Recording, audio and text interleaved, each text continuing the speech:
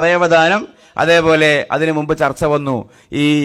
എനിക്ക് ഈ ഷെയ്ഖ് മുഹമ്മദ് കാരക്കുന്നും ഹുസൈൻ മടവൂരും ഒക്കെ അന്ന് സമസ്തയ്ക്ക് എതിരായിരുന്നു. ഏതാണ് വിഷയം? ഡെത്ത് പെനാൽറ്റി, ദയാവധം, യൂത്തനേഷ്യ. ഡെത്ത് പെനാൽറ്റി എന്ന് പറഞ്ഞാൽ ഇതാണ്, വധശിക്ഷയാണ്. ദയാവധം, യൂത്തനേഷ്യ. മരിച്ചു എന്ന് മെഡിക്കൽ സയൻസ് വിധി പറയുന്ന ബ്രെയിൻ മരിച്ച ആൾക്കാരെ ദയാവധം കൊടുത്ത് വെന്റിലേഷൻ പ്ലഗിൽ നിന്ന് ഊരി മരിക്കാൻ വിട്ടുകൊടുക്കാൻ പറ്റുമോ ഇല്ലേ? അത് നമ്മുടെ ഉലമാക്കൾ പറഞ്ഞു പറ്റൂല. ഈ വിഷയമായിട്ട് ബന്ധമുള്ളത് കൊണ്ടാണ്. എല്ലാവരും കളിയാക്കി. അന്ന് തനാട്രോളജി ഒന്നും ഡെവലപ്ഡ് അല്ല, സയൻസ്. പക്ഷെ ഇന്നെന്താ? അന്ന് നമ്മുടെ ഉലമായിന്റെ ന്യായം എന്തായിരുന്നു? ഇവർ ജീവിതത്തിലേക്ക് തിരിച്ചു വരില്ല എന്ന് ആര് പറഞ്ഞു? ക്ലിനിക്കലി ഡെഡായ, ബ്രെയിൻ ഡെഡായ, മസ്തിഷ്ക മരണം സംഭവിച്ച ആയിരക്കണക്കിന് ആളുകൾ ജീവിതത്തിലേക്ക് തിരിച്ചു വന്നിട്ട് അവരുടെ അനുഭവം ശേഖരിച്ച ബ്രാഞ്ച് ഓഫ് സയൻസ് ആണ് ഈ പറയുന്ന നിയർ ഡെത്ത് എക്സ്പീരിയൻസ് സാഹിത്യങ്ങൾ. മില്യൺ കണക്കിന് കോപ്പികൾ വിറ്റുപോയ പുസ്തകങ്ങളുണ്ട്. മില്യൺ കണക്കിന്.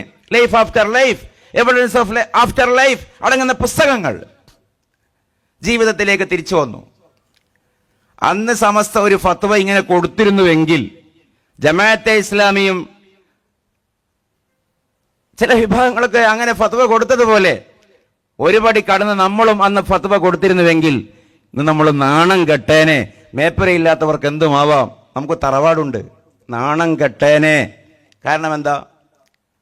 ബ്രെയിൻ ഡെത്ത് സംഭവിച്ചവരിൽ നിന്ന് ഒന്നും രണ്ടുമല്ല, നാദരായ സംഭവങ്ങളല്ല, ആയിരക്കണക്കിന് ആളുകൾ ജീവിതത്തിലേക്ക് തിരിച്ചു വരുന്നു. എന്നിട്ട് അവരോട് ചോദിക്കുന്നു, ഇതാണ് നമ്മുടെ വിഷയം, അവരോട് ചോദിക്കുന്നു, നിങ്ങൾ എന്തേ കണ്ടത്? എന്തായിരുന്നു അനുഭവം? അതിൽ അവർ കൺക്ലൂഡ് ചെയ്യുന്നത് 4% ആളുകൾ മാത്രമാണ് മരിക്കാൻ കിടക്കുന്ന ആളുകൾ. കണ്ട മനുഷ്യരിൽ 4% ആളുകൾ മാത്രമാണ് ജീവനോടെയുള്ള ആളുകൾ. ബാക്കി 96% ആളുകളും നേരത്തെ മരണപ്പെട്ടവരാണ്. For fathers, for mothers, mentors, വല്യപ്പാര്, വല്യന്മാര്, ഗുരുക്കന്മാര്, ഷെയ്ഖന്മാര് എന്നൊക്കെ പറയാം. ഇവരെയാണ് കണ്ടത്. ശതമാനത്തിന്റെ കണക്കൊക്കെ അവിടെ നിൽക്കട്ടെ. ഏറ്റവും മിനിമം ഒരു മരിക്കുന്ന മനുഷ്യൻ അനുഭവിക്കുന്ന മനുഷ്യരിൽ 1/3 മാത്രമാണ് ജീവനുള്ള ഡോക്ടേഴ്സും നഴ്സുമാരും കുടുംബക്കാരും മക്കളുമൊക്കെ. ബാക്കി 2/3 ഓൾറെഡി മരണപ്പെട്ടവരാണ്. എങ്ങനെയാണ് വന്നത്? എങ്ങനെയാണ് കഴിവ് കിട്ടിയത്? സുന്നത്ത് ജമാഅത്തിന്റെ വിഷയമല്ലാതെ എന്ന് പഠിക്കാൻ ഇവർ തയ്യാറാകുമോ? അവിടെയും CH മുസ്തഫ ഇടപെടുന്നുണ്ടല്ലോ. എന്തിലാണ് ഇടപെടാത്തത് അദ്ദേഹം? ഖബറിൽ ശിക്ഷയില്ല പോൽ. ഖബറിൽ അനുഗ്രഹം ഉണ്ടോ എന്ന് ചോദിച്ചാൽ ഉണ്ട്. ശിക്ഷയുണ്ടോ? ഇല്ല.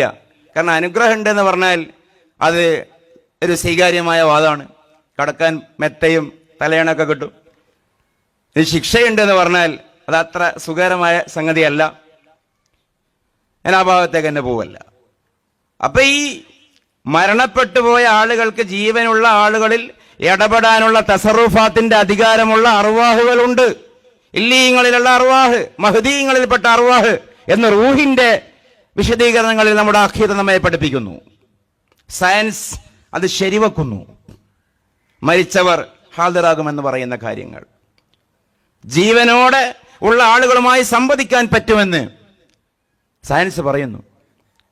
തീക്ക് കരിക്കാൻ ആത്യന്തികമായി ശക്തിയില്ലെന്ന്, വെള്ളത്തിന് നനക്കാൻ ആത്യന്തികമായി ശക്തിയില്ലെന്ന്, കാര്യകാരണ ബന്ധം ഒരു സ്ഥായിയായ പ്രാപഞ്ചിക നിയമമല്ല, മറിച്ചൊരു കസ്റ്റം, ഒരു പതിവ് മാത്രമാണെന്ന് ആധുനിക സയൻസ് പറയുന്നു. 950 കൊല്ലം മുമ്പ് ഹുജ്ജത്തുൽ ഇസ്ലാം അബൂ ഹാമിദ് അൽ ഗസാലി റഹ്മത്തുള്ളാഹി പറഞ്ഞു, തീക്ക് കരിക്കാൻ ശക്തിയില്ല, വെള്ളത്തിന് നനക്കാൻ ശക്തിയില്ല, അതൊരു ആദത്ത്, ഒരു പതിവ് മാത്രമാണ്, അവിടെ ഒരു ലുസൂം, ഒരു അനിവാര്യതയില്ലെന്ന് 950 കൊല്ലം മുമ്പ് ഇസ്ലാമിന്റെ മഹാനായ ദാർശനികൻ ഹുജ്ജത്തുൽ ഇസ്ലാം.